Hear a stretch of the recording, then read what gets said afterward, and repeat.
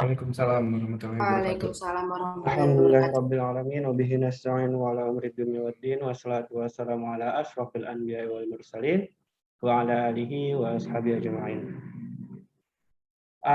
Sebelum mulai pembelajaran pada kali ini, alangkah baiknya kita berterima kasih kepada Allah, merenungi segala nikmat yang telah diberikan Allah kepada kita semua, dan berselawat kepada Nabi Muhammad SAW. Ya, baik, terima kasih atas jawabannya. Lalu saya harap semuanya memiliki kabar yang baik, meskipun kita tahu bahwa kuota sudah semakin menipis dan mental semakin kritis. Gini amat sih jadi mahasiswa. Jujur aneh dulu optimis, sekarang malah melankolis. Kata dosen suruh siapa jadi mahasiswa? Pikiran pusing, dompet tipis. Tapi jangan jadikan itu alasan untuk pesimis. Kita sudah dewasa, malu sama kumis. Sudah saatnya kita memikirkan masa depan, ya walaupun kadang suka miris, lihat diri yang iri sama orang-orang ambis. Sudahlah, lupakan bacotan barusan. Kita kembali menatap, memikirkan masa depan, yang entah bahagia atau malah nambah menderita. Semua bergantung pada diri kita. Dan hari ini kita akan belajar tentang Gagne, seorang psikologis, yang beraliran behavioris juga kognitivis. Kelompok 7 akan lebih lanjut membahasnya, maka dari itu dipersilahkan waktu dan tempatnya. Silakan kelompok 7. Oke, terima kasih Miftah. Mantap nih, wejangan pagi-pagi. Oke. Bismillahirrahmanirrahim. Sebelumnya saya mohon izin ya Pak Reza untuk memulai presentasi nih dan teman-teman lainnya. Ya, boleh. Oke, baik teman-teman, hari ini kita berlangsung membahas mengenai teori Gagne, yakni hasil-hasil belajar. Kan sebelumnya kita udah tahu nih atau udah membahas mengenai teori-teori pembelajaran atau teori belajar. Nah, sekarang kita kupas tuntas mengenai hasil-hasil belajar. Nah, di sini perkenalkan nama saya Alisa Nur Hidayah selaku pemateri pertama dan dua rekan saya bernama Arafidah Naila sebagai pemateri kedua dan yang terakhir ada Tania Melanurija sebagai pemateri terakhir. Next.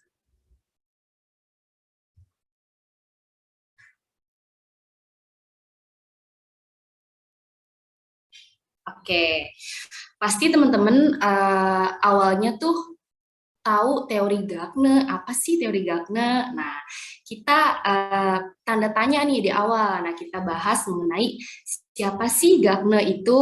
Nah, Gagne itu adalah seorang psikologi pendidikan Amerika yang sangat Alisa, terkenal. maaf Iya, ya, Pak. maaf ya. Di Iya, ininya Pak. Ganye, Hah? dibacanya Ganye. Oh, Ganye. Masya Allah, Bapak. Saya Gagne tahu. Ya Taunya. nggak apa-apa. Ganye. Iya. Ganye ya. Oke. Maaf ya teman-teman. Tadi ada koreksian dari Bapak. Dibacanya Gagne. Oke. Who is Gagne? Nah, Bapak Gagne ini adalah seorang psikologi pendidikan Amerika yang paling terkenal karena mencetuskan teori kondisi belajar. Nah, panjangannya itu adalah Robert Mills Gagne. Nah, Bapak Robert Mills Gagne ini terkenal dengan nama Robert Gagne. Nah, Bapak Gagne ini lahir pada tanggal 21 Agustus tahun 1916 dan beliau meninggal pada 18 April tahun 2002. Qadarullah ya teman-teman, 2002 rata-rata kan di sini kita tahun lahirnya 2001 dan 2002 ya. Nah, Bapak Gagne ini wafat Iya, pada tahun 2002. saya juga. Oke, Pak. Nah, lanjut, Bapak Gagne ini mempelopori ilmu instruksi selama Perang Dunia Kedua, bayangin teman-teman. Nah, untuk Angkatan Udara dengan pelatihan pilot. Nah, kemudian Bapak Gagne ini melanjutkan pengembangan pemikirannya mengenai kondisi belajar gitu, yang dimana menurut dia ini penting kayaknya deh untuk dibahas pada kondisi saat ini. Nah, dia juga terlibat dalam penerapan konsep teori instruksional dengan desain berbasis komputer dan belajar berbasis multimedia. Mungkin teman-teman bisa bayangin dulu mungkin untuk media elektronik ya, belum mudah pada saat penggunaan sekarang. Nah, Bapak Gaknya ini ternyata sudah mempelajari atau menerapkan konsep belajar komputer atau berbasis multimedia. Oke, itu sedikit gambaran tentang Bapak Gaknya. Bisa di next? Oke, nah selanjutnya tadi kan kita udah tahu nih Bapak Gaknya ini adalah psikolog pendidikan di Amerika yang sangat terkenal. Nah, teorinya ini yang sangat terkenal ini yaitu conditioning of learning, yang dimana kondisi belajar. Nah, dia mencetuskan 3 hal nih teman-teman. Yang pertama, taksonomi hasil belajar. Nah, taksonomi hasil belajar ini menurut Bapak Gaknya ini hasil belajar itu yang dimaksud dia itu gini loh gitu. Nah, ini nanti akan dibahas oleh Alisa sendiri nih. Nah, yang kedua ada fase-fase belajar. Nah, fase-fase belajar ini nanti akan dibahas oleh Arafida Naila pemateri kedua. Dan yang terakhir ada 9 metode pembelajaran.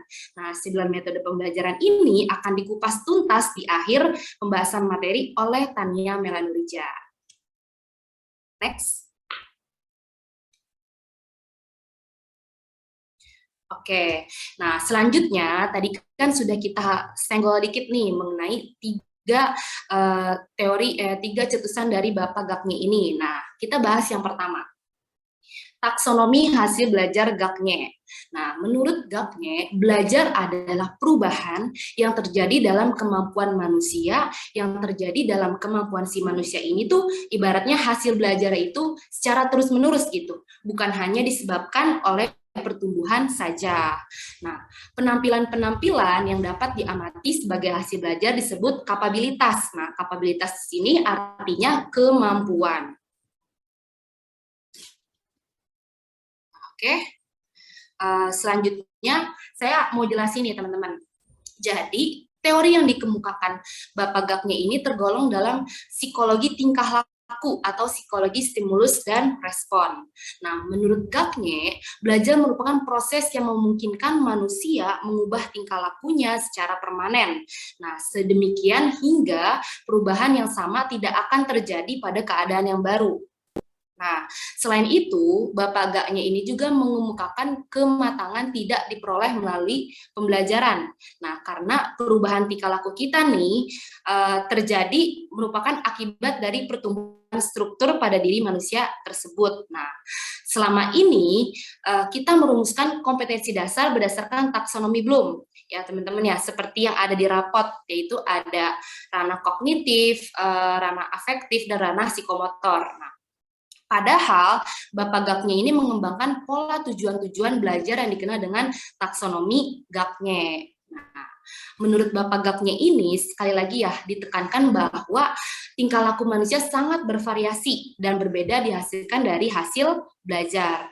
Nah, kita dapat mengklasifikasikan tingkah laku ini antara domain psikomotor. Nah, berikut merupakan mengemukakan bahwa keterampilan-keterampilan yang dapat diamati sebagai hasil-hasil belajar disebut kemampuan-kemampuan atau disebut juga kapabilitas. Nah, sekali lagi kapabilitas itu merupakan kemampuan yang dimiliki manusia karena ia belajar. Nah, misalnya ya, ini jadi permisalan nih. Sebelum kita berlanjut jauh, misal kita ambil contoh Zainab ya. Zainab bisa mengerjakan soal konsep gaya dengan ia harus tahu nih macam-macam gaya itu apa sih gitu. Ada gaya berat, gaya normal, dan gaya gesek. Nah, sehingga ia baru mengerjakan soal yang membahas perbedaan dari konsep gaya tersebut. Berarti dia harus tahu macam-macam gaya untuk menyelesaikan soal konsep gaya. Next.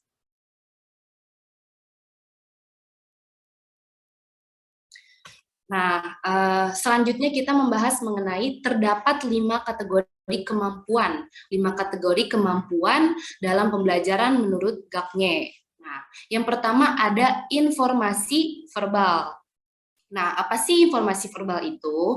Informasi verbal ini ialah kemampuan untuk mengkomunikasikan secara lisan pengetahuannya tentang fakta, teman-teman. Nah, jadi informasi verbal ini diperoleh secara lisan gitu, dengan kita membaca buku, membaca koran, membaca misalkan jurus jitu tembus PTN gitu dan sebagainya. Nah, informasi ini dapat diklasifikasikan sebagai fakta dan prinsip gitu. Nah, kita ambil contoh lagi nih untuk mempersimpel pengertian informasi verbal. Nah, contohnya gini, siswa dapat menyebutkan bunyi hukum 1 Newton yang dimana jika resultan gaya yang bekerja pada benda bernilai 0, maka benda yang diam akan tetap diam, dan benda yang bergerak lurus dengan kecepatan tetap akan tetap bergerak dengan kecepatan tetap. Nah, informasi tersebut diperoleh dengan kita misal membaca buku pelajaran fisika atau membaca di internet gitu. Nah, selanjutnya ada kemampuan intelektual. Nah, kemampuan intelektual ini adalah kemampuan yang dapat membedakan gitu, yang dimana ada menguasai konsep, aturan, dan memecahkan masalah. Nah, Bapak Gaknya ini mengelompokkan ke dalam 8 tipe belajar. Nah, pembahasan 8 tipe belajar ini akan kita bahas setelah ini ya. Oke, sekarang kalau teman-teman pahami kemampuan intelektual ini belajar dari yang paling sederhana sampai yang paling kompleks gitu, yaitu pemecahan masalah gitu. Nah, ini sedikit disenggol. Nanti pembahasan tentang 8 tipe belajar akan dibahas setelah ini gitu. Nah, selanjutnya ada strategi kognitif. Strategi kognitif ini ialah kemampuan untuk mengkoordinasikan serta mengembangkan proses berpikir nih dengan cara merekam, membuat analisis dan sintesis. Nah, yang dimaksud itu apa sih? Nah, contohnya nih, tingkah laku akibat kapabilitas serta kognitif ini untuk menyusun langkah-langkah menyelesaikan fisika gitu. Kayak misalnya nih, untuk menyelesaikan soal fisika kita perlu merekam ingatan, terus perhatian, terus belajarnya juga harus lebih serius gitu, mengingatnya juga harus lebih serius dan berpikir menjadi terarah gitu. Oke, lanjut, next. Nah, selanjutnya ada kategori kemampuan yang keempat, yaitu sikap. Sikap ini kecenderungan untuk merespon secara tepat terhadap stimulus atau dasar penelitian terhadap stimulus tersebut. Nah, pasti kita udah sama-sama tahu kan ya, kalau stimulus di sini itu guru yang selalu memberikan dorongan dalam pembelajaran kepada siswa, sedangkan si respon ini adalah siswa yang berperan bagaimana tanggapannya dalam pembelajaran. Nah, sikap ini, respon ini yang diberikan oleh seseorang terhadap objek yang mungkin positif, yang mungkin juga bisa negatif. Nah, hal ini tergantung kepada siapa yang memberikan gitu. Misalkan kita ambil contoh Syaiful nih. Contoh, Syaiful memasuki toko Gramedia gitu ya.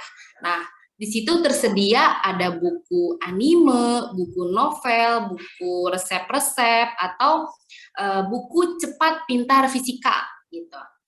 Nah, apabila Syaiful orang yang memiliki sikap positif terhadap fisika nih, karena adanya dorongan stimulus dari guru, tentunya sikap terhadap fisika yang dimiliki mempengaruhi Syaiful untuk memilih buku fisika tersebut.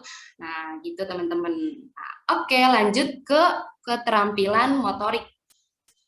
Nah, terakhir ini kategori kemampuan yakni keterampilan motorik. Keterampilan motorik ini kemampuan yang dilihat dari segi kecepatan, ketepatan, kelancaran. Nah, yang bisa disebut dengan kayak gini nih misalnya. Gerakan otot-otot dan anggota badan yang diperlihatkan orang tersebut. Nah, dapat diambil permisalan nih kalau misalkan teman-teman bingung. Kemampuan dalam mendemonstrasikan alat-alat peraga fisika merupakan salah satu contoh tingkah laku kapabilitas keterampilan motorik teman-teman.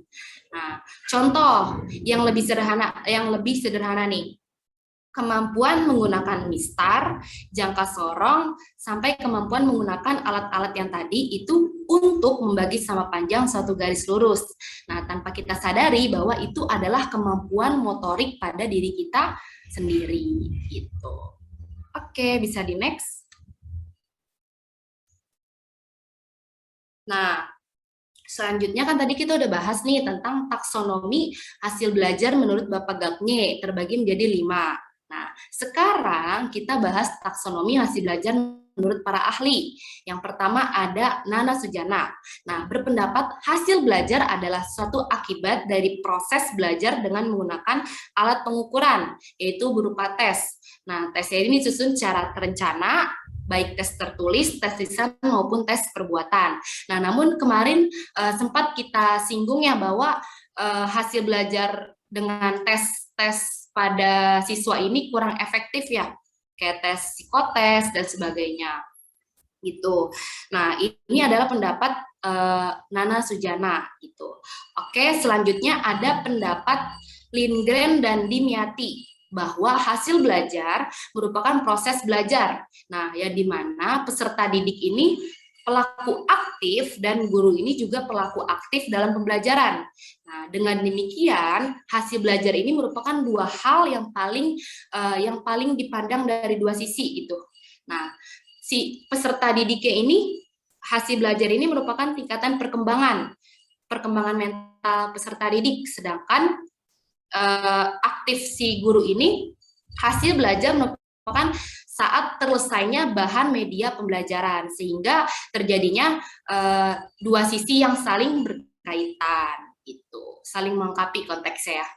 Nah, selanjutnya ada pendapat mengenai Anderson dan Krathwohl.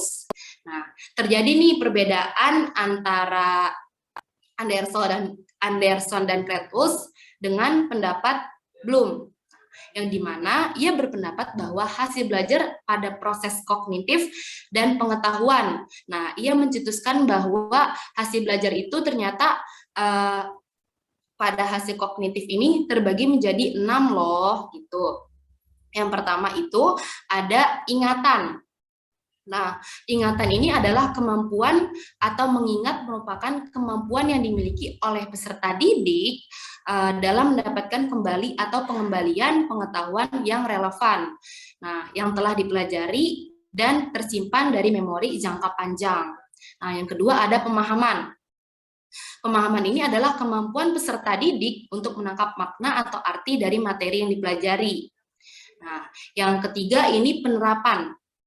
Nah, kemampuan ini ibaratnya tuh setingkatnya lebih tinggi dari pemahaman, karena dapat memahami suatu kaidah belum tentu dapat menerapkan terhadap problem baru. Nah, yang keempat ini analisis.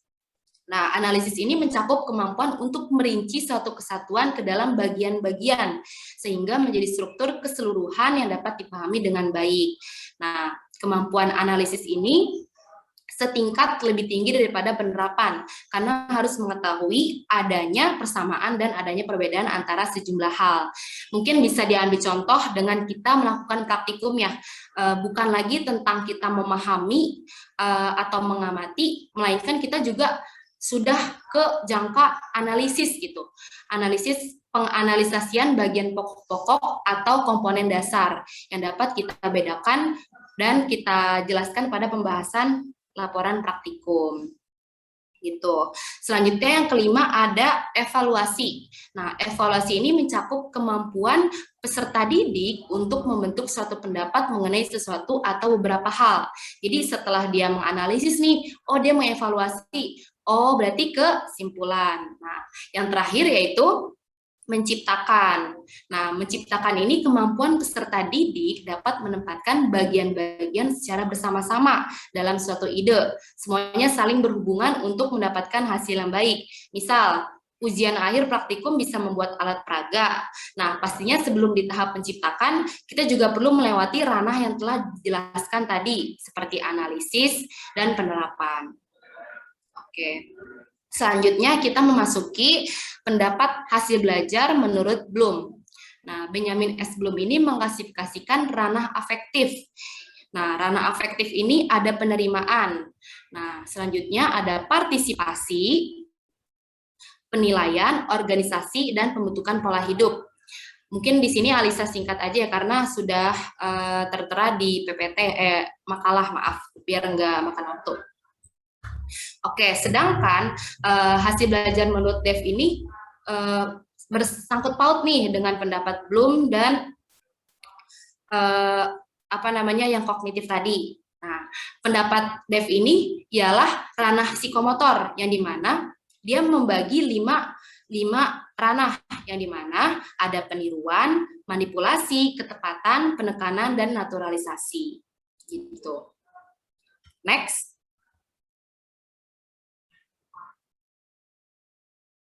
Nah, pasti teman-teman di sini juga bertanya-tanya, terus sebenarnya yang lebih efektif tuh apa sih gitu, pembelajaran yang apa sih? Nah, berdasarkan penjelasan dari ketiga ranah hasil belajar yang tadi, ranah yang menjadi objek penilaian hasil belajar adalah ranah kognitif. Ya, ranah kognitiflah yang paling banyak dinilai oleh para guru di sekolah. Nah, karena berkaitan dengan apa? Dengan kemampuan peserta didik dalam menguasai isi bahan pembelajaran. Nah, tapi di sini juga ada pro dan kontra gitu ya. Akan tetapi pada kurikulum 2013, proses pembelajaran harus menyentuh ketiga ranah tersebut, yaitu sikap, pengetahuan, dan keterampilan. Gitu. Singkatnya kita dapat simpulkan dari penjelasan para ahli mengenai taksonomi hasil belajar yang tadi, bahwa hasil belajar peserta didik mencakup segala hal yang dipelajari di sekolah gitu, baik untuk menyangkut pengetahuan, sikap, dan keterampilan gitu. Dari beberapa pendapat di atas, kita dapat simpulkan bahwa hasil belajar adalah suatu hasil yang telah dicapai dari proses belajar mengajar yang dilakukan oleh guru dan hasil belajar yang dinilai dengan ukuran guru tingkat sekolah maupun tingkat nasional. Gitu. Next.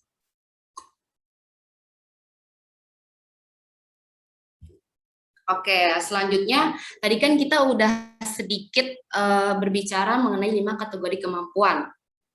Nah, di sini kita membahas mengenai tipe belajar menurut Gagne. Nah, tipe belajar menurut Gagne ini adalah 8 tipe belajar yang dikembangkan dari penjelasan yang tadi mengenai kemampuan intelektual. Nah, bahwa di sini dijelaskan bahwa tipe belajar ini dipusatkan daripada hasil belajar yang paling sederhana sampai yang paling kompleks gitu teman-teman. Nah, yang paling sederhana yang pertama yaitu sinyal learning atau belajar isyarat. Nah, belajar isyarat di sini adalah belajar yang diniati atau tanpa belajar yang tidak diniati atau tanpa kesengajaan gitu. Nah, timbul sebagai akibat suatu rangsangan gitu atau stimulus sehingga menimbulkan suatu respon emisional pada individu yang bersangkutan. Nah, maksudnya gimana sih? Misal kita ambil contoh yang positif nih. Sikap guru yang sangat menyenangkan siswa yang dapat membuat si siswa ini tuh lebih suka atau lebih semangat mengikuti pelajaran guru tersebut karena guru ini sangat menyenangkan bagi si siswa tersebut. Nah, kalau negatifnya ini misal pada suatu kelas kita memberikan pelajaran mengenai hukum Newton gitu tentang gerak misalnya. Nah, seorang anak tidak dapat memecahkan soal tersebut nih. Nah, pada pembelajaran tersebut guru tersebut malah mencemooh gitu, kayak ibaratnya membuat mental si anak ini tuh down gitu, sehingga karena cemoohan guru ini tidak dapat menyemangati pelajaran yang diajari oleh guru tersebut gitu. Nah, sebenarnya jadi belajar isyarat atau sinyal learning ini ada positif dan negatif tergantung dari tanggapan si guru tersebut atau pembelajaran guru tersebut. Makanya dinamain belajar tanpa kesengajaan karena adanya respon yang ibaratnya dari kita sendiri gitu. Oke. Next yaitu stimulus respon learning atau belajar stimulus respon. Belajar stimulus respon ini adalah belajar untuk merespon suatu isyarat. Nah, berbeda nih dengan belajar isyarat pada tipe-tipe belajar gitu, yang tadi yang saya jelaskan. Nah, pada belajar respon learning ini dapat kita ambil contoh, misal siswa menirukan guru menyebutkan ruang datar gitu. Nah, setelah gurunya menyebutkan ruang datar, si siswa ini mengumpulkan benda bangun ruang datar setelah gurunya mengenalkan bangun datar gitu. Jadi ibaratnya adanya stimulus respon pada si siswa ini. Itu. Lanjut yang ketiga ada chaining. Nah, belajar rangkaian gerak. Belajar rangkaian gerak ini yang dimaksud di sini ialah merupakan perbuatan jasmania ya, terurut dari 2 kegiatan atau lebih stimulus respon. Nah, mungkin bisa diambil contoh sesimpelnya nih. Misal, seorang anak akan menggambar sebuah lingkaran yang pusat dan panjang jari-jarinya diketahui. Nah, untuk melakukan kegiatan tersebut, anak tadi juga melakukan beberapa langkah berturut-turut yang saling berkaitan antara satu sama lain. Apa dia gambar lingkaran kecil terus lalu bulat gitu. Nah, dari belajar rangkaian gerak ini juga kita juga dapat mengetahui bahwa oh ternyata step-stepnya gini ya gitu. Nah, itu sudah konsepnya itu udah analisis ya. Nah, selanjutnya ada verbal association. Nah, belajar rangkaian verbal.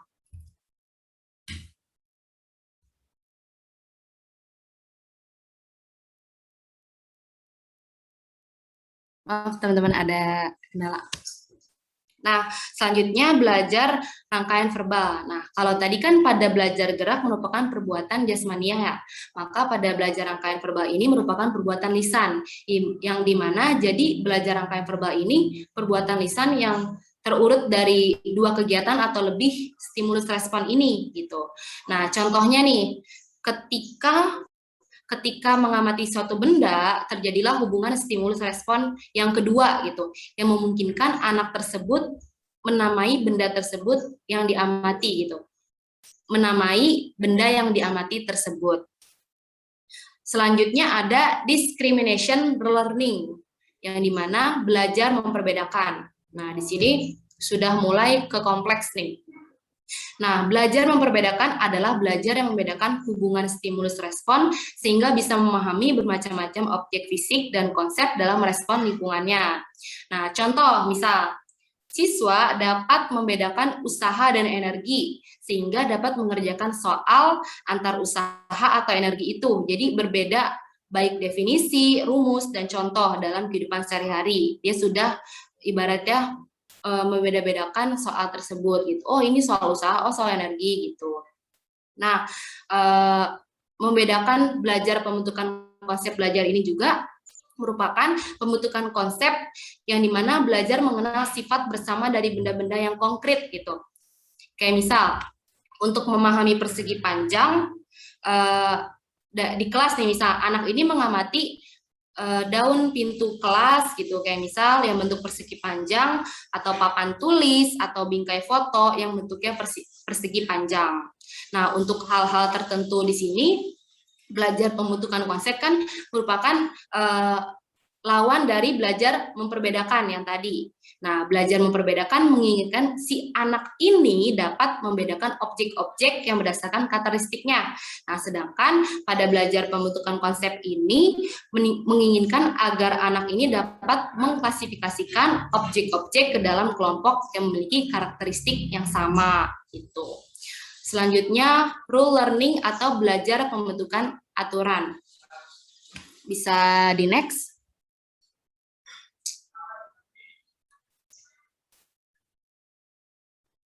Nah, belajar pembentukan aturan. Di sini kita sudah dapat sudah belajar mengenai aturan terbentuknya berdasarkan konsep-konsep. Kayak misalnya nih, dalam fisika misalnya kita sudah mengetahui aturan pernyataan verbal gitu dalam fisika, misalnya teorema, bunyi-bunyi hukum, atau sifat-sifat. Nah, di sini tuh kita udah tahu gitu pembentukan aturannya tuh seperti ini loh konsep-konsep yang sudah dipelajari gitu. Selanjutnya ada problem solving atau belajar memecahkan masalah. Nah, belajar memecahkan masalah di sini adalah tipe belajar yang lebih tinggi derajatnya dan lebih kompleks daripada tipe belajar aturan atau rule learning. Nah, belajar tipe masalah di sini adalah yang dimana tipe belajar ini memecahkan masalah atas aturan yang telah dipelajari terdahulu gitu untuk membuat formulasi penyelesaian masalah. Nah, kita ambil contoh lagi nih yang terakhir. Nah, contoh belajar memecahkan masalah, mencari penyelesaian soal gitu. Kan tadi kita ibaratnya udah tahu konsep-konsepnya ya dari rule learning, terus membedakan. Nah, sekarang kita udah ibaratnya memecahkan masalah tersebut. Nah, kita ambil contoh dalam pemecahan soal. Nah, dalam penyelesaian soal, misal soal besar dari energi kinetik gitu. Soal dari besar energi kinetik ini, untuk memecahkan soal tersebut, kita juga harus tahu nih, antar benda A atau B ini berlaku hukum kekekalan energi yang mana sih? Gitu. Nah, itu merupakan tipe belajar menurut Gagne dari yang sederhana sampai yang kompleks. Next. Nah, oke teman-teman, selanjutnya ada fase-fase belajar yang akan dijelaskan oleh rekan saya bernama Arafidah Naila. Kepada Arafidah Naila dipersilahkan. Oke, baik. Terima kasih, Alisa. Langsung aja ya, teman-teman. Untuk selanjutnya yaitu mengenai fase-fase belajar Gagne yang terdiri dari 8 fase. Fase yang pertama yaitu attending phase atau fase mengarahkan perhatian. Nah, pada fase ini juga dapat dikatakan sebagai fase motivasi yang diberikan oleh seorang pendidik atau guru kepada peserta didiknya. Di mana pada fase motivasi ini guru dapat memberikan dengan cara pemberian perhatian kepada peserta didik bahwa dengan belajar mereka akan mendapatkan hadiah.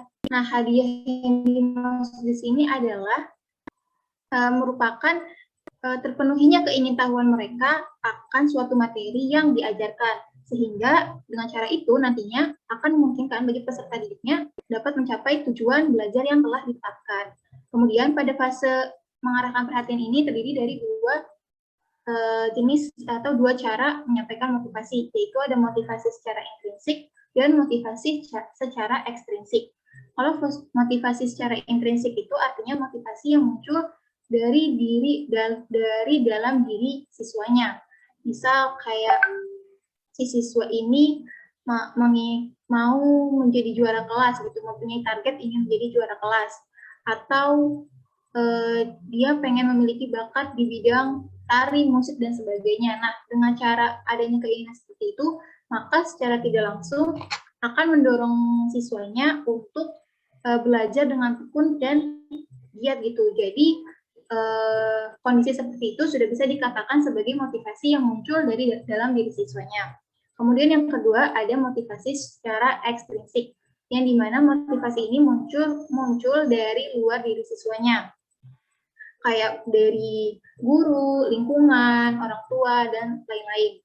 Nah, pada fase ini dapat dicontohkan oleh seorang guru, misal sebelum memulai pelajaran, si guru ini menceritakan nih, kira-kira materi yang akan disampaikan pada hari ini gunanya apa sih jika diterapkan dalam kehidupan sehari-hari, kaitannya dengan kehidupan sehari-hari itu kayak gimana.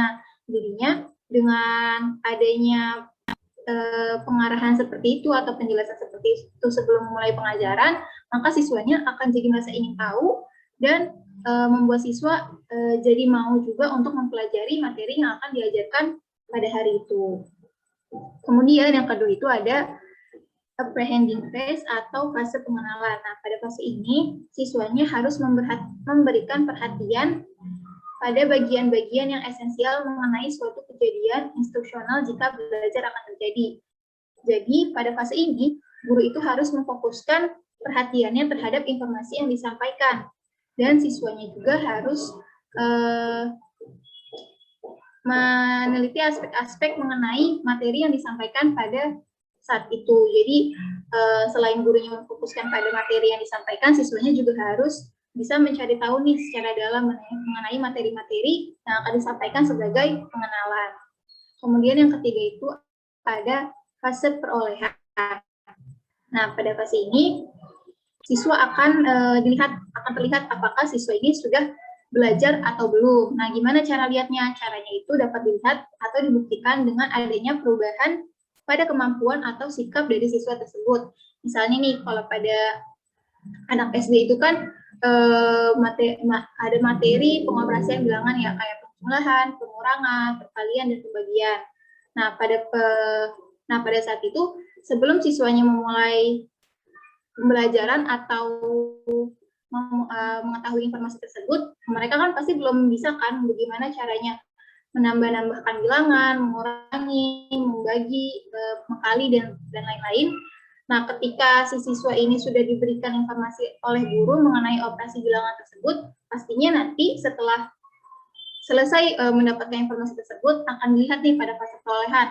Apakah setelah belajar siswa ini sudah mampu mengoperasikan bilangan atau belum? Jika sudah, artinya siswa telah belajar, dan jika belum, artinya siswa dapat dikatakan belum belajar. Kemudian yang keempat ada storage phase atau fase pengendapan.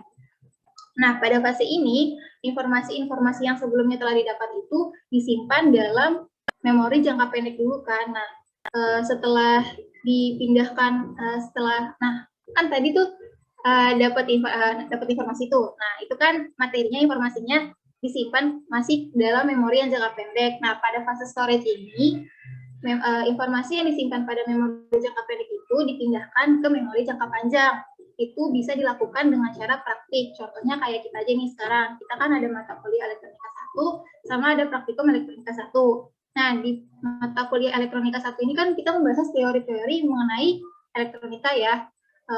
Dimana kalau kita sekedar mendengarkan atau membaca itu kan belum memastikan kalau kita itu akan ingat dalam jangka waktu yang lama, atau belum memastikan juga kita sudah mendalami atau memahami materi tersebut. Nah, gimana caranya kita bisa mengingat materi-materi itu dalam jangka waktu yang panjang, yaitu dengan cara melakukan praktikum elektronika. Contoh kecilnya seperti itu ya. Kemudian boleh dilanjut. Ya. Kemudian yang kelima itu ada retrieval phase atau fase memanggil kembali, di mana pada fase ini merupakan suatu kemampuan untuk mengungkap atau memanggil keluar informasi yang telah dimiliki dan disimpan dalam ingatan, atau bisa disebut juga pada fase ini itu merupakan proses menggali ingatan yang sebelumnya sudah dimiliki oleh siswa. Nah, proses ini tentunya harus dipengaruhi oleh stimulus eksternal atau dorongan dari luar. Dalam proses ini, memungkinkan siswa akan kehilangan kontak atau hubungan dengan informasi yang ada dalam ingatan jangka pendek. Kalau keadaannya sudah seperti ini, maka sebagai guru atau pengajar harus memberikan stimulus secara eksternal atau memberikan teknik khusus untuk dapat mengeluarkan informasi yang tersimpan di dalam ingatannya. Misalnya itu dapat memberikan informasi yang relevan, kemudian meminta siswanya untuk mencari-cari kaitannya dengan informasi yang disampaikan oleh gurunya tersebut. Kemudian ada fase generalisasi, di mana fase generalisasi ini bisa disebut juga sebagai fase krisis dalam belajar. Jadi pada fase ini siswa itu harus mampu mentransfer informasi yang telah disimpan di dalam memorinya untuk dapat dituangkan ke dalam situasi yang berbeda. Jadi pada fase generalisasi ini siswa itu harus belajar untuk memanfaatkan informasi-informasi yang telah mereka dapat untuk dituangkan ke dalam permasalahan-permasalahan yang ada di dalam kehidupan sehari-hari. Kemudian ada performance phase atau fase penampilan. Nah, pada fase ini si siswa itu harus memperlihatkan nih bahwa mereka telah belajar bahwa mereka sudah belajar mengenai suatu materi dengan cara menampilkan suatu penampilan. Mungkin contohnya itu bisa kayak tadi anak SD kan disuruh anak SD kan belajar mengenai pengoperasian bilangan. Mungkin bisa diterapkan dengan si guru itu menulis soal atau menyuruh anaknya ke depan untuk menjelaskan gimana sih cara pengoperasian bilangan, pengurangan, perkalian, dan segala macam gitu. Jadi si siswanya ini juga dapat menampilkan kemampuannya tersebut dari informasi-informasi atau materi-materi yang sudah ia dapatkan. Kemudian yang terakhir ini ada feedback phase atau fase umpan balik. Nah, pada fase ini siswa harus memperoleh umpan balik mengenai penampilan mereka. Apakah mereka telah mengerti atau belum mengerti mengenai informasi yang diajarkan. Nah, umpan balik ini nantinya akan dapat memberikan reinforcement atau penguat pada mereka untuk menampilkan penampilan yang berhasil dan baik. Gitu. Boleh di next.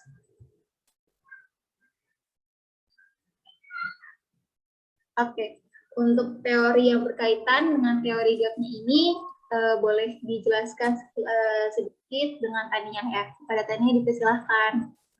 Oke, baik. Terima kasih, Naila. Selanjutnya, kita sedikit mengulik ya tentang teori yang berkaitan dengan teori gapnya ini. Jadi, teori gapnya ini merupakan perpaduan yang seimbang antara behaviorisme dan kognitisme yang berpangkal pada teori pemrosesan informasi gitu.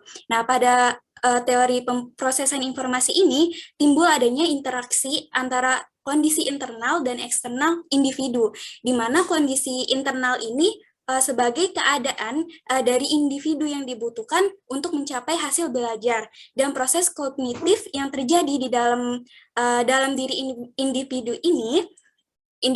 Nah, sedangkan kondisi eksternalnya itu sebagai rangsang dan lingkungan yang dapat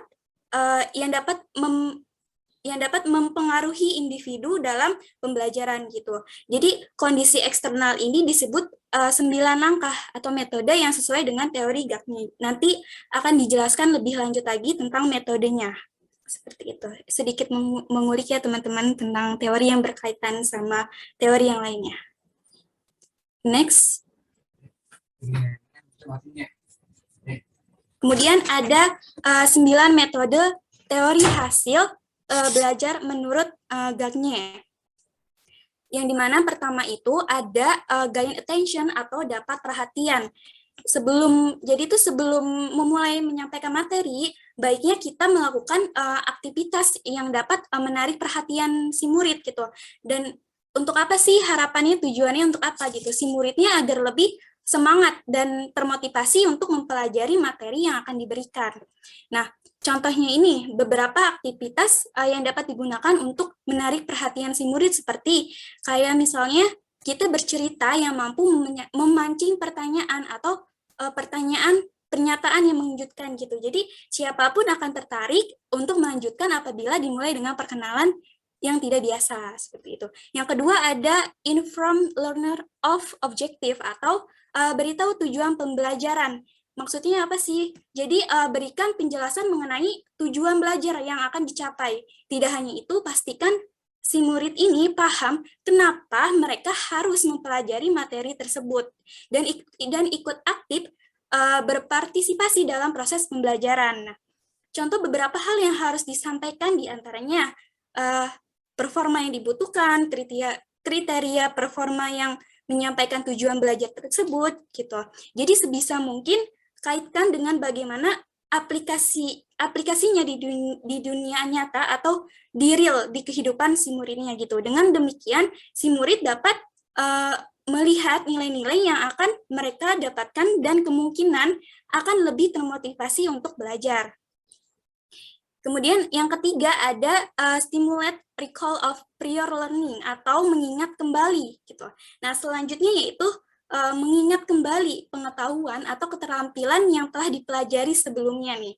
Dan hal ini juga dilakukan agar pengetahuan atau keterampilan tersebut terus diingat dan masuk ke memori yang jangka panjang yang sebelumnya tadi udah dijelaskan ya, yang memasuk jangka panjang. Nah, sebelum memulai kegiatan pembelajaran, sebaiknya beritahu si muridnya ini pengetahuan dan keterampilan apa sih yang akan dibutuhkan untuk menyelesaikan tugas tertentu gitu, serta bagaimana kaitannya dengan apa yang akan mereka pelajari. Nah, kegiatan yang dapat dilakukan ini seperti menanyakan pemahaman mereka terhadap pengetahuan sebelumnya. Yang keempat itu ada present stimulus material atau menyampaikan materi. Nah, dalam menyampaikan materi ini sebaiknya gunakan strategi agar si muridnya ini menjadi lebih efektif dan efisien. Kemudian susun dan berikan konten-konten kayak video pembelajaran gitu ya, agar si muridnya ini mudah memahami gitu. Dan juga berikan penjelasan setiap kali selesai menjelaskan materi tersebut gitu. Dan hal ini perlu diperhatikan juga adalah kita menyusun video pembelajaran ini sesuai dengan tujuan pembelajaran gitu. Misalnya video pertama untuk mencapai tujuan pertama dan seterusnya seperti itu. Dan hal tersebut ini dilakukan agar si murid ini bisa fokus untuk menguasai pengetahuan dan keterampilan tertentu sebelum lanjut ke tujuan pembelajaran selanjutnya. Contoh kegiatannya nih seperti kita memberikan contoh-contoh dalam kehidupan real si muridnya gitu. Yang kedua ada berikan konten-konten yang menarik, kayak misalnya video pembelajaran dalam bentuk animasi. Jadi si muridnya ini nggak bosan gitu loh, hanya mendengarkan saja dari guru gitu, penjabaran materi gitu. Terus yang kelima ada provide learner guidance atau berikan panduan gitu. Jadi si murid yang paling mahir pun dia akan menemukan kesulitan gitu di tengah proses pembelajaran yang belum pernah ia pelajari. Oleh sebab itu, di sini bantuan dari guru itu sangat diperlukan agar tidak ada kesalahpahaman antara mereka dalam belajar dan pelajar itu harus termotivasi untuk belajar. Dan panduan yang dapat diberikan nih, contohnya ya seperti tadi, gunakan contoh-contoh yang berkaitan dengan materi ke contoh real mereka gitu. Yang kemudian bisa kita melakukan dengan strategi belajar seperti peta konsep atau dengan mind mapping ya. Jadi si murid itu tahu gitu loh inti dari si materinya itu agar bisa lebih mudah dipahamin. Kemudian yang keenam ada LQ performance atau mendapatkan performa. Yang itu ada misalnya memberikan pertanyaan yang dalam bentuk menggali pemikiran mereka, memberikan referensi terhadap apa yang telah si murid ketahui sebelumnya, dan juga bisa juga ajak si murid untuk membaca kembali informasi yang telah mereka pelajari, terus juga bisa ajak si murid untuk menjelaskan kembali secara rinci informasi yang telah mereka pelajari, dan masih banyak lainnya. Yang ketujuh, ada provide feedback atau memberikan umpan balik. Maksudnya itu apa sih? Jadi memberikan feedback atau umpan balik ini yang konstruktif kepada si pembelajar, atau mungkin mereka untuk mengetahui di mana kelebihan dan kekurangan yang mereka miliki gitu. Dan sebaiknya berikan umpan balik atau feedback ini yang personal daripada umpan balik yang umum, sehingga si muridnya mampu memulai langkah apa yang harus dilakukan agar dapat mencapai tujuan pembelajaran. Selanjutnya ada assess performance atau menilai. Jadi maksud itu menilai si muridnya ini tidak hanya untuk mengukur kemajuan belajar mereka, tetapi juga memberikan guru kesempatan untuk memberikan guru kesempatan untuk mengenali titik kelemahan pada strategi belajar yang kita terapkan. Misalnya, apabila sebagian besar murid ini kesulitan dalam pelajari materi yang guru berikan, guru dapat evaluasi kembali nih konten atau video-video atau materi-materi dan aktivitas yang kita berikan saat ini, seperti itu. Kemudian yang terakhir ada enhance retention and transfer atau meningkatkan daya ingat. Jadi setiap murid itu harus selalu sadar gitu atau mengetahui bagaimana menerapkan pengetahuan atau keterampilan yang telah dipelajari gitu. Hal tersebut juga dapat dilakukan dengan memberikan skenario di dunia nyata atau di dunia yang real gitu ya, dalam kehidupan sehari-hari. Seperti itu.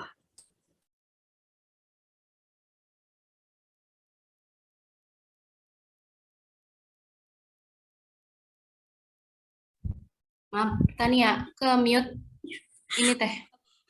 Selanjutnya ada implikasi pada saat pembelajaran GAK-nya yang akan disampaikan oleh Saudara Rafida Naila. Kepada Naila dipersilakan. Oke, makasih Tania. Kembali ke saya ya. Jadi selanjutnya yaitu implikasi atau penerapan pada saat pembelajaran GAK-nya.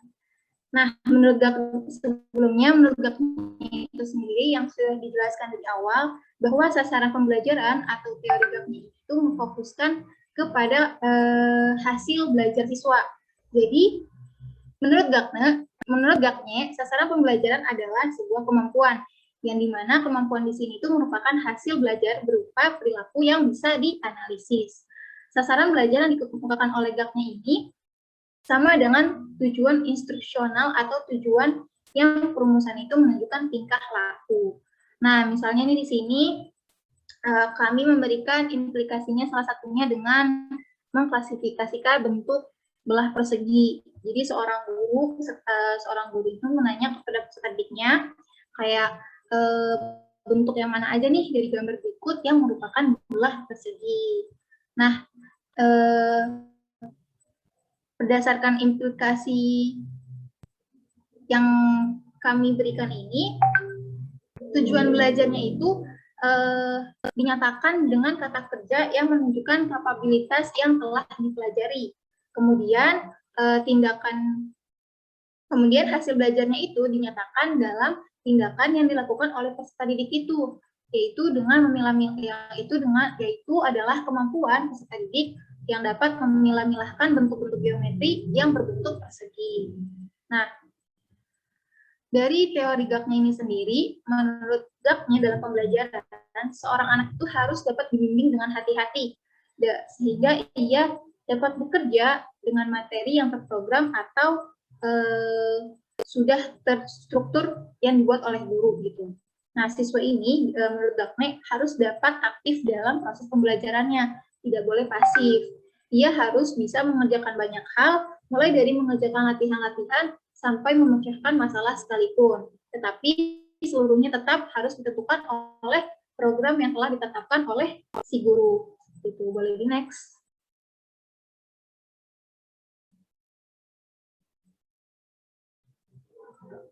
Tania boleh dilanjut ya. Nah, untuk faktor bisa dijelaskan kembali oleh saudari Tania. Kepada Tania dipersilahkan. Baik, terima kasih Mbak Nayla. Selanjutnya di sini ada faktor-faktor nih yang mempengaruhi teori Gagne, di mana ada dua, yaitu faktor intern dan faktor ekstern. Jadi keberhasilan belajar ini sangat dipengaruhi oleh beberapa faktor. Yang tadi itu ada faktor intern dan juga ekstern. Jadi maksud intern ini adalah faktor dari diri siswa, yaitu mencakup seperti kecakapan, minat dan bakat, usaha, motivasi, perhatian, kemudian kelemahan, kesulitan gitu kan, dan kebiasaan siswa gitu. Nah, salah satu hal yang penting dalam kegiatan belajar yang harus ditanamkan dalam diri siswa bahwa belajar yang dilakukannya ini merupakan kebutuhan dirinya gitu. Jadi minat belajar ini berkaitan dengan seberapa besar individu ini merasa suka atau tidak suka nih terhadap suatu materi yang dipelajari gitu. Nah, kemudian minat itu ialah yang harus dimunculkan lebih awal dalam diri siswa gitu. Seperti minat, motivasi, dan perhatian siswa ini dapat dikondisikan oleh guru gitu.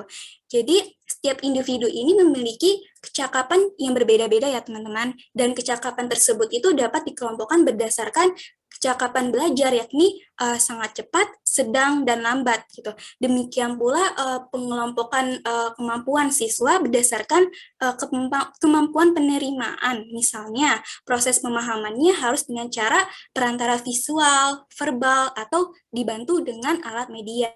Kemudian selanjutnya ada faktor ekstern. Jadi maksudnya itu faktor ini faktor dari luar ya, kebalikan dari faktor intern gitu. Jadi dari siswa ini diantaranya yaitu mencakup lingkungan fisik dan atau non fisik belajar.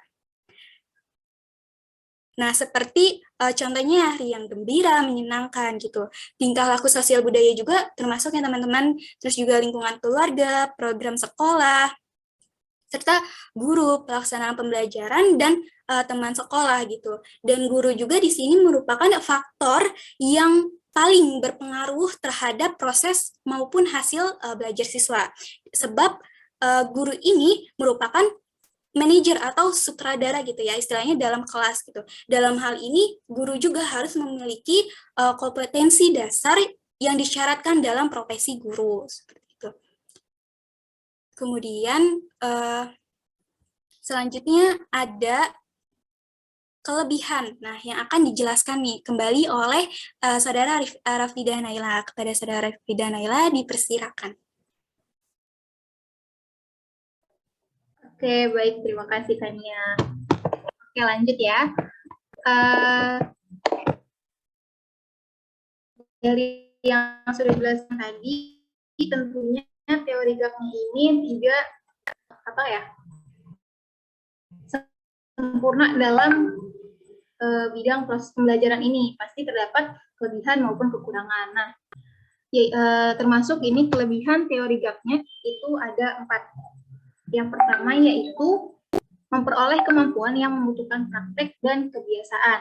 Nah, teori GAP-nya ini cocok untuk memperoleh kemampuan yang membutuhkan praktik dan kebiasaan yang mengandung unsur-unsur seperti kecepatan spontanitas, kelenturan refleks, dan daya tahan. Menurut GAP-nya sendiri, rancangan pembelajaran ini dapat digunakan untuk keterampilan yang kompleks yang menyajikan peristiwa pembelajaran untuk urutan keterampilan yang ada dalam prosedur dan hierarki belajar. Kemudian yang kedua yaitu mendorong guru untuk merencanakan pembelajaran.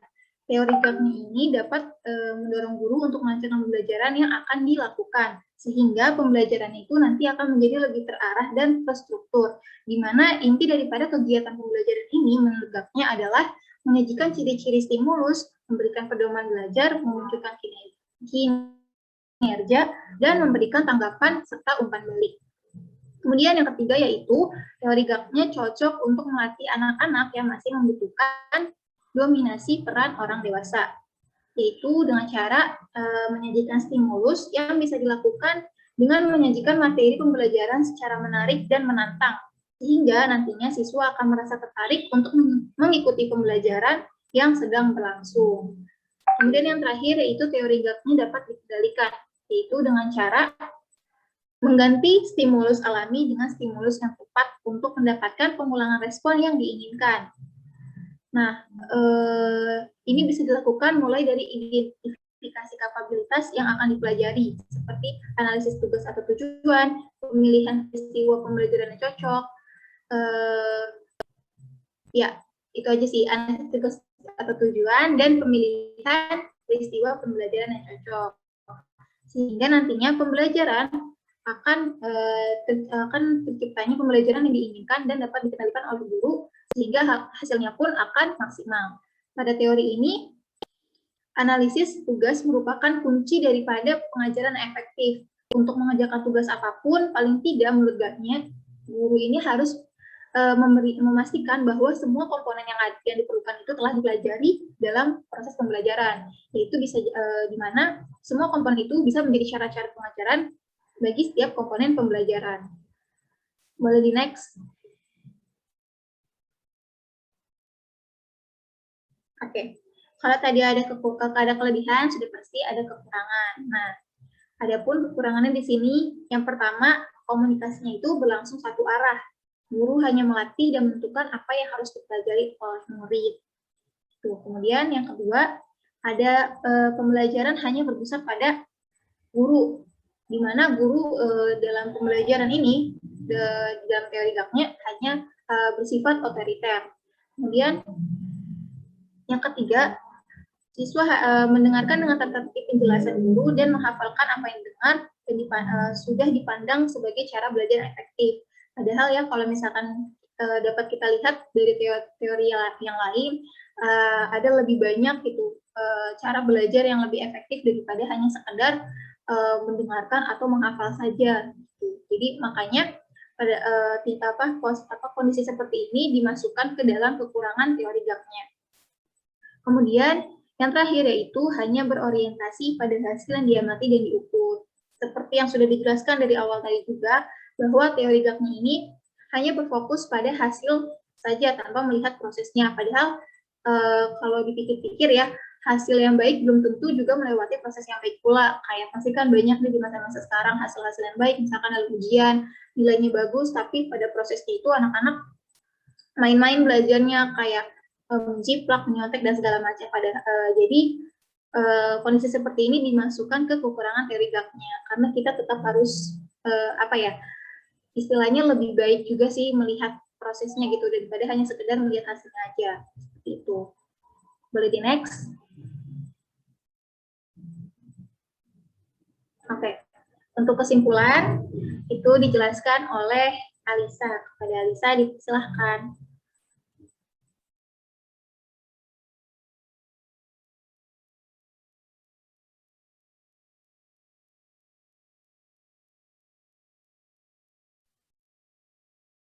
Alisanya ngilang kayaknya.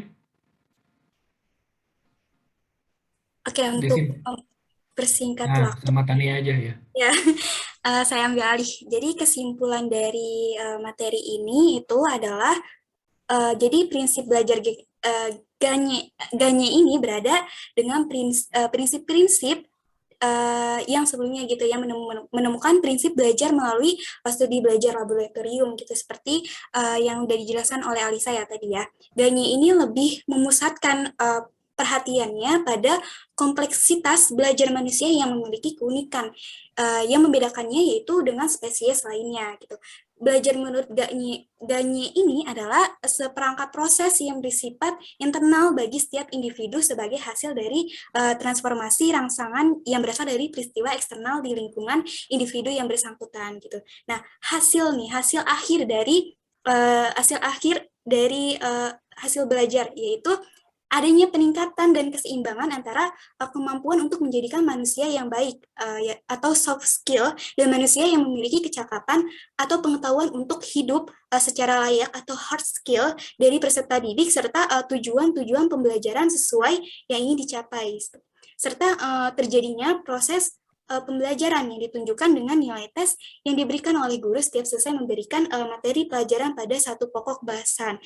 Hasil belajar ini tidak berupa nilai saja ya, tetapi dapat berupa perubahan perilaku yang menuju perubahan positif. Selanjutnya mungkin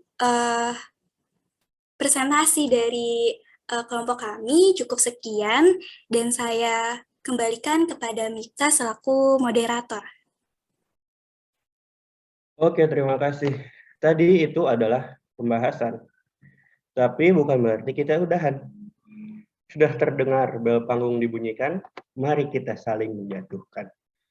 Maksudnya menghujat, mengkritik, memberi pertanyaan. Kita, tapi Ya. pertanyaannya difokuskan ke hasil belajar ya. Oke, ya pertanyaannya kita pusatkan kepada hasil belajar kawan-kawan. Hasil belajar. Baik, pertanyaan pertama datang dari saya. Wasit bebas. Enggak. Silakan. Adakah yang ingin bertanya? Siti tuh sama Bintang. Oh iya, astagfirullahaladzim. Saya tidak lihat tangan yang teracung. Silakan, iya dulu. Ya, terima kasih ya. Sebelumnya terima kasih untuk moderator dan pemateri pada hari ini. Izin bertanya, tadi juga sudah disebutkan adanya 5 kategori hasil belajar ya, dari teori yang telah dipaparkan tadi. Nah, di sini saya izin bertanya, nah dari tingkatan pendidikan, mulai dari dasar sampai perguruan tinggi, apakah berbeda hasil belajar pada kategorinya?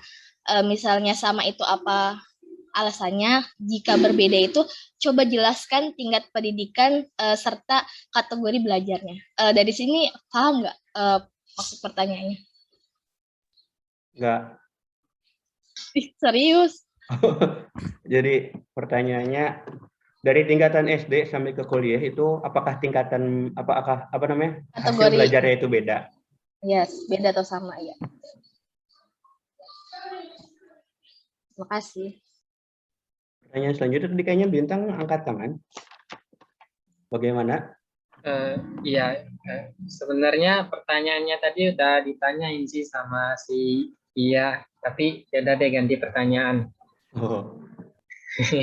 Jadi berdasarkan yang 5 kategori dari hasil-hasil belajar yang tadi sudah dijelaskan ya. Jadi apa yang harus dilakukan oleh seorang pendidik jika ya misalkan di dalam satu kelas itu tidak dapat mencapai hasil belajar tersebut secara maksimal di dalam satu kelas tersebut.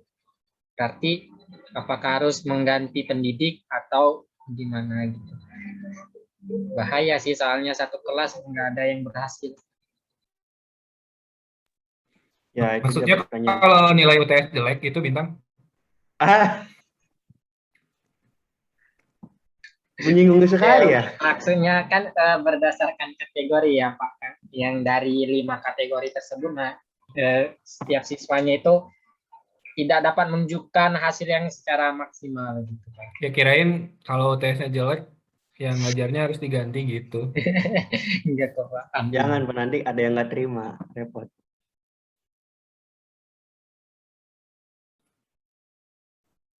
Silakan, ada pertanyaan lagi? Baru 2. Dan waktu kita kurang lebih 20 menit lagi. Kalau 10 Jawab dulu menit jadi. kali ya, Mif. Oh ya, Pak. silakan dijawab dulu jika sudah ada jawabannya. Mau dijawab dulu boleh? Boleh ya? Oh, boleh dong. Boleh. Oke. Tadi pertanyaannya Iya itu, apakah terjadi perbedaan tingkatan hasil belajar ya dari sejak SD sampai ke jenjang menengah atau SMP, SMA gitu ya? Nah, tadi kan sebenarnya udah dijelasin banget nih teman-teman. Dari hasil belajar Gakno ini menjelaskan bahwa hasil belajar ini dijelaskan bahwa dari yang sederhana sampai yang kompleks. Nih, kita bahas dari yang contoh pertama belajar isyarat gitu, sinyal learning. Coba kita pikirin sama-sama ke anak SD. Dari anak SD di sini, misal ini kan belajar isyarat ini tanpa ada kesengajaannya. Misalkan nih, kita nyuruh baris nih anak SD.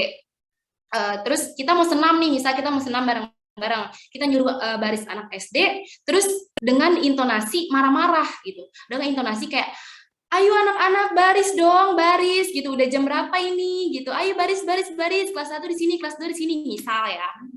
Nah, dari sikap kita sama si anak tersebut menyebabkan si anak tersebut pertama bisa nangis gitu ya, bisa nangis bahwa kayak ih bu guru itu galak gitu, ih bu guru itu masa kayak gini nyuruh baris, beda sama guru yang itu gitu.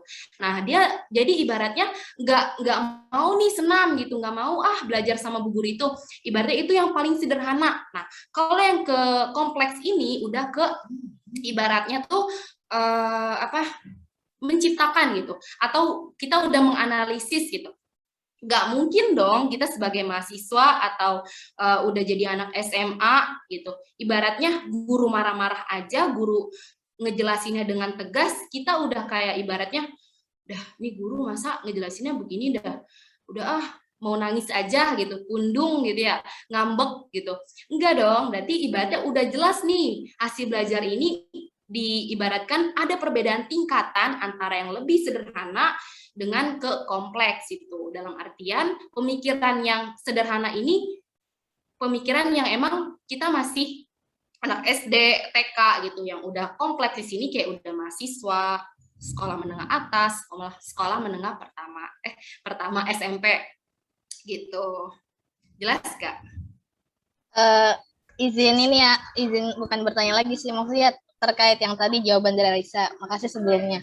Nah, tadi kan berarti kategori ini apa ya? Kalau yang saya tangkap berarti yang dijelaskan Alisa itu dalam kategori ini termasuk tahapan kan, karena berkaitan dengan pemikiran pada pertingkatannya. Nah, tapi di situ kayak aku kompleksin bahwa apakah misalnya dari 5 kategori ini setiap tingkatan itu kayak misalnya ini mah contoh pada SD itu cuma kita dapat informasi verbalnya aja misalnya, atau informasi verbal dan sikap kayak gitu.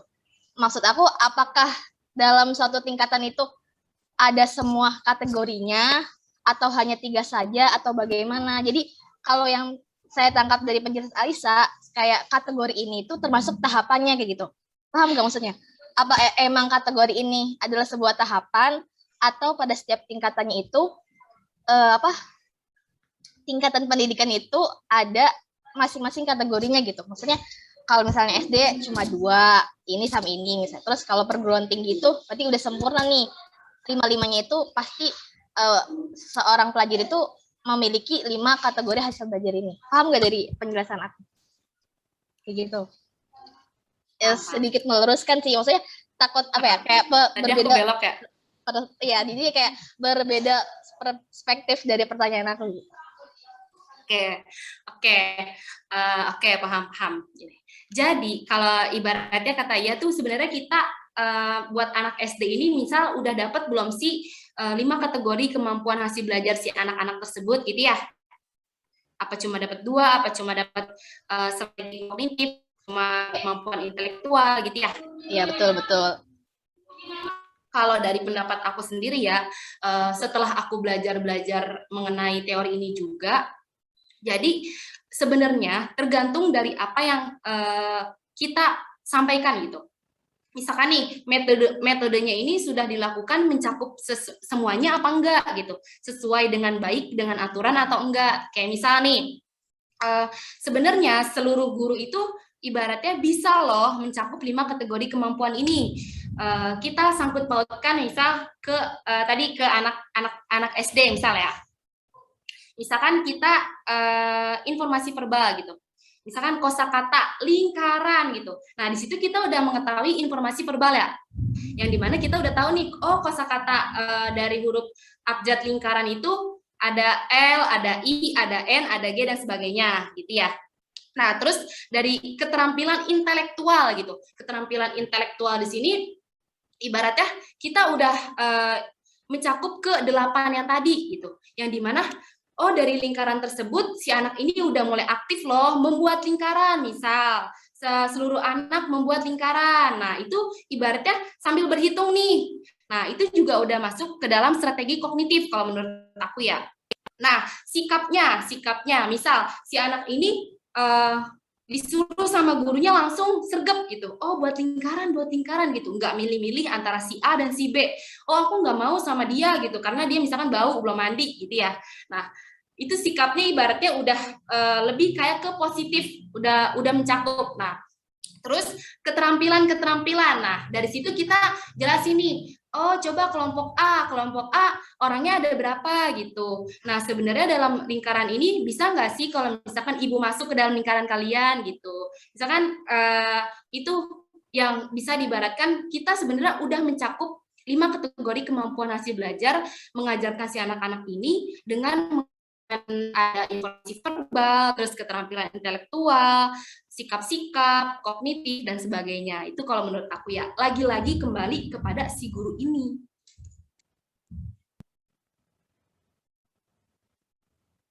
Paham nggak? Apa belibet? Apa? Iya, paham. Udah paham ya? Paham. Jadi berarti apa namanya? Terkait metode juga pendidik itu berpengaruh juga Kak berarti. Benar kan sebagai ya, lagi-lagi ya. Ada yang ingin menambahkan? Terkecuali MC kayaknya deh. Moderator nggak boleh nambahin. Wasit bebas kayaknya. Oh, boleh dong. Udah dibayar wasit. Nah, Bintang. Oh ya, buat pertanyaannya Bintang, apa bisa langsung dijawab? Jika tidak ada yang ingin menambahkan, silakan dijawab. Ya, Miftah izin jawab Bintang. Oh, silakan Tania. Jadi pertanyaan itu tadi apa yang harus dilakukan ya? Apa yang harus dilakukan jika apa yang harus dilakukan pendidik jika tidak mencapai hasil belajar yang maksimal?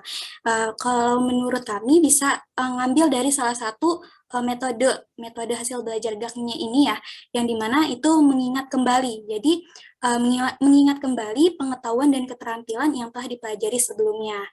Tujuannya itu ya tadi udah jelaskin ya. Tujuannya itu agar si pengetahuan dan keterampilan tersebut itu terus teringat dan masuk ke memori jangka panjang. Atau bisa juga kayak jadi diperhatikan lagi gitu, apa step-step metodenya ini sudah dilakukan dengan baik atau belum. Seperti itu sih kalau dari saya. Oke, atau baik. ada yang ingin menambahkan dipersilakan. Baik sekali. Jadi menurut Tania tadi, jawaban terhadap pertanyaan Bintang, itu ya kita lihat lagi ke tahapan yang 9 tadi. Tahapan untuk mengajar kepada siswa itu kayak gimana. Dilihat tahap-tahap. Dan di akhir itu sebenarnya kan ada evaluasi di situ. Di evaluasi itu kita lihat bahwa ini yang dievaluasi di sini bukan cuma siswa tapi kita juga. Baik, Tania. Ada yang ingin menambahkan? Jika tidak ada, saya sendiri. Tidak, tenang, tidak. Saya masih bisa menahan diri, tidak. Tenang.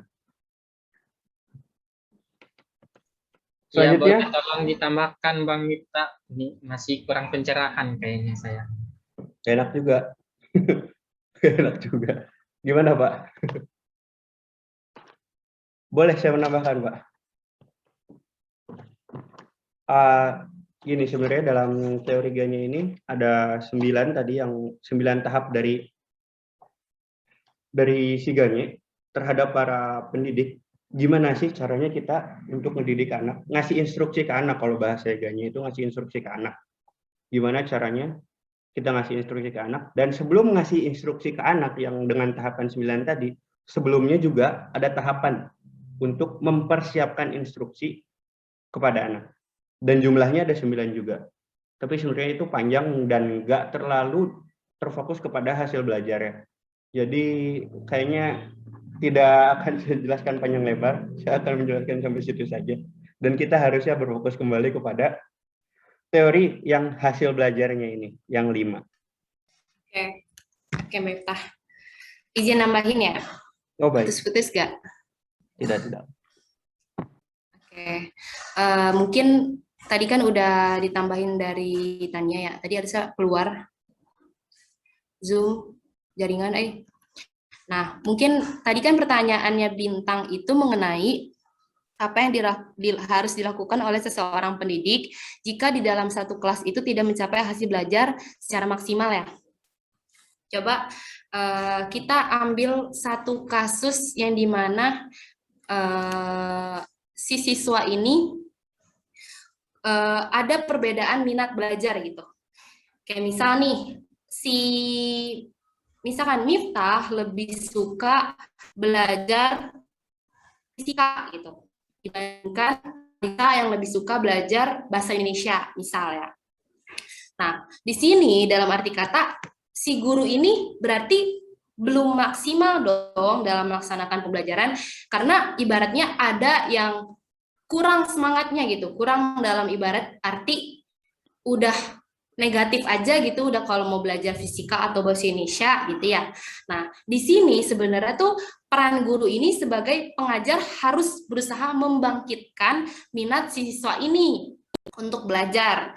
Nah, contoh dengan apa? Nah, berarti kita yang pertama tuh ada evaluasi, benar tadi. Nah, evaluasi di sini melakukan hal-hal yang berhubungan dengan pembelajaran tersebut. Kayak misalnya nih, apabila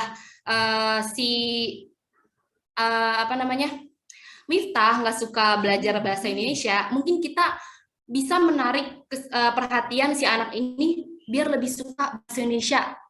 Kayak contoh, ada praktiknya gitu, nggak monoton terus kita dengerin tuh guru, kan ibaratnya guru bahasa Indonesia lah ya, tahu teman-teman di sini juga pasti di sekolah kayak ya udah jelasin nih cerpen tuh gini loh, terus teks deskripsi gini loh, tanpa adanya praktik lagi-lagi gitu. Nah, di sini tuh mungkin si siswa ini lebih suka fisika karena ada prakteknya gitu. Nah, di bahasa Indonesia ini kita coba terapin praktek gitu. Apa ada drama yang menerapkan dari pembelajaran tersebut. Nah, apabila masih ibaratnya nggak suka gitu, masih ada siswa yang belum mempunyai minat belajar dalam bahasa Indonesia tersebut, kayak contoh. Nah, berarti kita cari nih penyebabnya gitu. Penyebabnya apa sih gitu? Kita kulik lagi. Mungkin bagi sebagian orang jadi pendidik itu mudah, tapi nggak semudah itu gitu ya. Karena ibaratnya pentingnya minatnya si siswa ini tergantung si gurunya sendiri gitu. Kita kulik lagi penyebabnya apa gitu, lagi-lagi evaluasi diri dan evaluasi pembelajaran gitu. Nah, dan juga kalau misalkan kita pikir pakai logika nih sebagai murid gitu, karena mungkin kayak misalkan nih dalam proses belajar ini si siswa ini dalam proses belajar mengajar ini kita tuh akan lebih mementingkan 1% gitu daripada 99,9% gitu. Ya berarti memungkinkan bahwa kita harus juga suka bahasa Indonesia karena itu bakal jadi penilaian di rapot kita nanti gitu. Bintang angkat tangan. Oh ya, baik, silakan Bintang. Ini waktunya tinggal 6 menit lagi. Ya, maaf, saya izin masuk lagi. Gimana kalau misalkan kasusnya itu pada suatu zaman yang dimana zaman tersebut sedang mengalami atau terjadinya masa pandemi. Kemudian sistem pembelajaran pun dilaksanakan secara online. Nah, kemudian sang guru pun hanya memberikan materi pembelajaran melalui video YouTube orang lain, dan sehingga semua siswa di satu kelas tersebut tidak dapat mencapai hasil-hasil belajarnya secara maksimal. Jikalau kasusnya seperti tersebut, gimana kira-kira apa yang harus dilakukan oleh pendidik tersebut? Ya, baik, pertanyaannya sangat jelas. Pertanyaan dan curhatan. Oke. Akan dijawab. 5 menit. Astagfirullahaladzim, ya Allah, mari istighfar bersama-sama karena semuanya kita pasti mengalami di sini.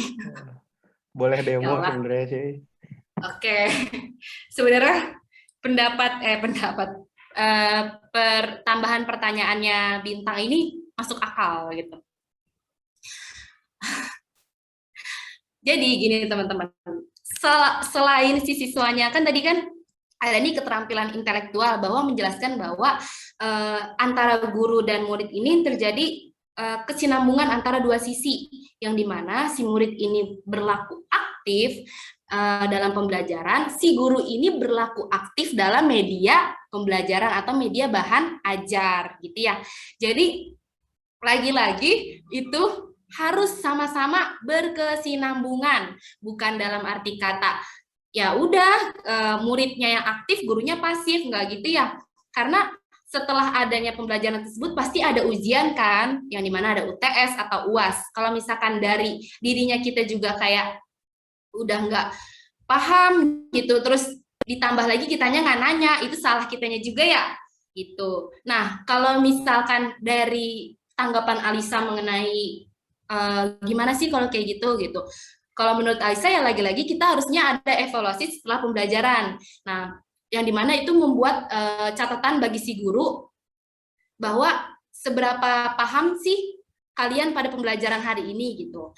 Nah, mungkin kita pernah tuh pada pelajaran bahasa Inggris yang kemarin ya, seberapa paham, kayak Pak Reza juga menerapkan sih catatan akhir gitu, seberapa paham. Nah, itu sebenarnya catatan bagi si dosen ini atau si pendidik ini buat kayak, oh ternyata yang diajarin selama itu efektif loh gitu. Oh misalkan selama ini saya nge-share video sama mahasiswanya biasa aja dan nggak ada tanya, diem aja, berarti mahasiswa itu paham gitu.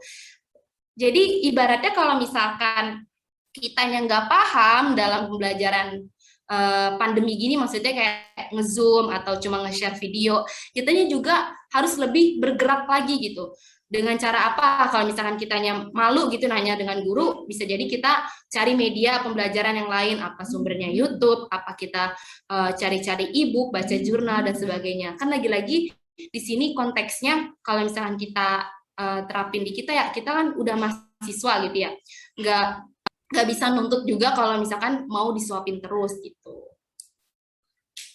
Itu buat dari Alisa. Iya, baik. Jadi intinya dari Alisa itu, salah satu cara untuk menangani hal tersebut adalah dengan memberi sinyal pada guru bahwa pembelajaran tersebut itu sebenarnya kurang baik jika kita belum paham. Ya, jika saya boleh menambahkan, itu intinya jadi ya demo aja gitu kalau bisa mah ya. Siapa suruh jadi mahasiswa, kurang lebih kayak gitu. Bagus, benar. Karena sudah 11.28, yang 2 menit lagi itu 30, eman juga kalau dipakai buat pertanyaan nanti keterusan. Jadi selanjutnya saya serahkan kepada Pak Reza untuk memberikan kami ruqyah terhadap miskonsepsi yang telah terjadi. Silahkan Pak. Ya, Assalamualaikum warahmatullahi wabarakatuh. Terima kasih ya. Waalaikumsalam. Materi hari ini sangat banyak ya. Tapi saya pengen menekankan lagi kalau kita di diskusi kali ini pengennya sih lebih ke hasil-hasil belajar ya. Karena kita pertemuan sekarang dan pertemuan besok juga hasil belajar ya. Taksonomi Bloom ya, Miftah ya. Ya betul Pak, dan revisinya. Nah, dan revisinya dari Anderson. Nah, itu ya, tadi sudah dijelaskan mengenai hasil-hasil belajar menurut Ganya itu ada berapa katanya? 5. Ada 5 ya? 5, Pak. Nah, menurut 5, kalian Pak. itu ada kesebangunan nggak dengan teorinya Bloom dengan Anderson? Walaupun kita belum bahas sih sebetulnya Bloom dengan Anderson. Kurang lebih 3 dari antaranya itu kognitif, 1 afektif, 1 Afektif psikomotor. dan Ya, betul. Ya, jadi antara hasil belajar menurut Ganye ini dengan menurut Anderson dan Bloom itu ada kesinambungannya ya, yaitu sama-sama membahas yang apa kognitif, afektif dan psikomotor. Kalau yang kognitif itu yang mana aja tuh? Yang keterampilan Intellectual skill, kognitif, dan strategi verbal kognitif informasi. dan informasi verbal. Kemudian yang afektifnya jelas yang sikap-sikap ya, yang psikomotoriknya jelas keterampilan motorik. Nah, keterampilan intelektual ini yang ingin saya tambahkan ya, karena tadi sebetulnya sudah cukup banyak yang dibahas, tapi ada satu yang mungkin terlewat ya, mengenai keterampilan intelektual. Keterampilan intelektual itu apa sih sebetulnya? Tidak tahu Pak, jujur. Keterampilan intelektual itu apa? Keterampilan intelektual itu kan kemampuan ya, kemampuan seseorang ketika dia berinteraksi dengan orang lain ya. Bukan dengan orang lain, sorry, dengan lingkungannya. Keterampilan seseorang ketika berinteraksi dengan lingkungannya itu melalui simbol-simbol atau gagasan-gagasan ya. Sekarang gini, orang yang belum belajar fisika pun tahu yang namanya gravitasi, ya nggak? Kalau orang loncat dia jatuh ke bawah. Tapi kalau orang yang belajar fisika, dia melihat gravitasi juga, tapi dia tahu mengenai apa yang terjadi ketika gravitasi itu terjadi gitu kan ya, ketika sebenarnya jatuh ke bawah itu apa. Nah, jadi gitu yang namanya keterampilan intelektual itu adalah interaksi ya, kemampuan berinteraksi antara seseorang dengan lingkungannya melalui simbol-simbol atau gagasan-gagasan. Nah, menurut Ganya itu sendiri tadi ada yang kelewat, jadi saya izin untuk share screen ya. Ini saya juga dapat dari internet barusan, karena tadinya mau saya nulis, tapi saya ingat saya nulisnya jelek, jadi cari di internet aja. Nah, itu ya, jadi menuju ke keterampilan intelektual itu, menurut Ganya itu nggak bisa loncat ya, nggak bisa loncat artinya dia harus melalui suatu tahapan-tahapan tertentu atau hierarki tertentu. Jadi ada hierarkinya. Pada intinya, tujuan belajar itu kan pada umumnya adalah untuk memecahkan masalah. Ya, orang belajar meningkatkan keterampilan intelektualnya supaya dia semakin mudah untuk menyelesaikan masalah-masalah gitu kan ya. Nah, jadi ujungnya itu adalah pemecahan masalah. Tapi di antara pemecahan masalah tersebut, ini kelihatan kan saya share screen? Kelihatan ya? kelihatan Pak. Nah, tapi pemecahan masalah tersebut itu ada prasyaratnya. Prasyaratnya apa? Prasyaratnya adalah aturan-aturan tingkat tinggi. Aturan tingkat tinggi juga ada prasyaratnya, yaitu aturan-aturan atau konsep-konsep yang terdefinisi. Itu juga ada prasyaratnya, aturan-aturan dengan konsep terdefinisi juga ada prasyaratnya, yaitu konsep-konsep konkret. Kemudian konsep konkret juga ada prasyaratnya, itu adalah diskriminasi gitu ya. Jadi bisa dipahami nggak nih hubungan antara dari pemecahan masalah sampai ke diskriminasi, bisa dipahami nggak hubungannya? Hubungannya adalah hubungan prasyarat ya. Jadi nggak bisa kita langsung memecahkan masalah, tapi harus dimulai dari diskriminasi dulu, kemudian konkret-konkret, kemudian konsep-konsep ya, konsep terdefinisi atau aturan. Aturan dan konsep terdefinisi itu sebetulnya hal yang sama. Konsep terdefinisi itu adalah aturan-aturan, bentuk khusus dari aturan-aturan, yaitu pada pengklasifikasian ya, atau pada pengelompokan. Kemudian aturan tingkat tinggi, kemudian pemecahan masalah. Nah, yang paling sederhana itu adalah diskriminasi. Diskriminasi itu apa sih? Tadi udah dibahas juga ya, sama Alisa ya kalau nggak salah ya. Diskriminasi itu adalah apa sih? Kemampuan untuk memberikan respon yang berbeda ya, ketika stimulusnya beda. Kalau misalkan stimulusnya beda, responnya sama, itu berarti dia belum bisa mendiskriminasikan. Gitu ya. Jadi diskriminasi itu apa? Diskriminasi itu adalah ketika seseorang bisa memberikan respon yang berbeda kalau stimulusnya beda, dan memberikan respon yang sama ketika stimulusnya yang sama. Ya, beda atau sama ini bisa bisa beberapa dimensi gitu, bisa satu dimensi atau beberapa dimensi. Contohnya kalau satu dimensi ada 2 apel, masanya beda gitu. Yang satu masanya apel berapa sih masanya? Katakanlah 100 gram gitu ya. 100 gram, yang satu adalah 150 gram. Nah, itu kan berarti satu dimensi aja. Tapi kalau apel merah dan apel hijau dan beda masanya, itu berarti dimensinya lebih dari satu gitu. Bisa dipahami ya intinya ya. Jadi pada diskriminasi itu dia membedakan aja. Nah, kemudian ada konsep konkret. Kalau konsep konkret ini apa? Konsep konkret ini adalah pada atribut-atribut yang dimiliki oleh sebuah benda. Contohnya apa? Contohnya warna, kemudian ukuran, tapi yang konkret gitu, yang bisa kelihatan. Kalau suhu konkret nggak? Kalau misalkan suhu sebuah benda konkret nggak? Mungkin kamu bisa bilang bisa dipegang gitu ya, yang satu panas, yang satu tinggi. Tapi kan kita juga yang udah belajar fisika tahu kalau itu bukan pengertian suhu yang sebetulnya gitu ya. Jadi suhu yang sebetulnya kan berkaitan dengan konsep gerak ya, gerakan-gerakan molekul. Jadi itu sebenarnya konsep yang konkret. Yang konsep-konsep konkret di sini tuh seperti apel warnanya merah gitu, jeruk warnanya kuning, seperti itu ya. Itu yang dimaksud dengan konsep konkret. Nah, kemudian ada aturan-aturan atau konsep terdefinisi. Kita bahas konsep terdefinisi dulu. Kalau yang namanya konsep terdefinisi, dia ada hubungannya. Contohnya gini, kalau konsep konkret, kita bisa membedakan, atau seorang anak bisa membedakan warna. Yang ini warnanya merah, yang ini warnanya biru. Itu konsep konkret ya. Konsep tentang warna itu. Konsep konkret itu konsep yang nggak bisa dipecah lagi gitu. Paham nggak? Kalau misalkan saya bilang apa ya? Saya bilang, oh, jeruk itu apa? Jeruk itu adalah buah yang warnanya kuning. Kuning itu apa? Nggak bisa kan dijelasin lagi ya? Kuning itu apa? Ya nggak bisa dijelasin lagi. Nah, itu konsep konkret ya. Nah, kalau konsep yang terdefinisi itu ada hubungan ya, ada hubungan. Contohnya gini, apa itu yang disebut dengan asam? Apa yang disebut dengan basa? Konsep konkret bukan?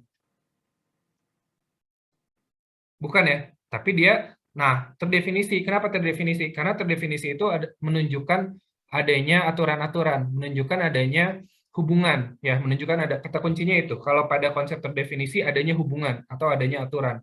Contohnya gini, apa yang dimaksud dengan asam? Asam itu adalah suatu cairan yang yang membuat lakmus biru menjadi lakmus merah. Katakanlah kalau belajar apa tuh? Belajar kimia ya. Belajar kimia kan kayak gitu. Membuat lakmus biru menjadi lakmus merah, itu namanya adalah konsep terdefinisi. Pertanyaan saya adalah, untuk bisa menjelaskan bahwa yang namanya asam adalah kemampuan, asam adalah cairan yang membuat lakmus biru menjadi lakmus merah, anaknya harus punya konsep konkretnya dulu nggak? Apa konsep konkretnya di situ?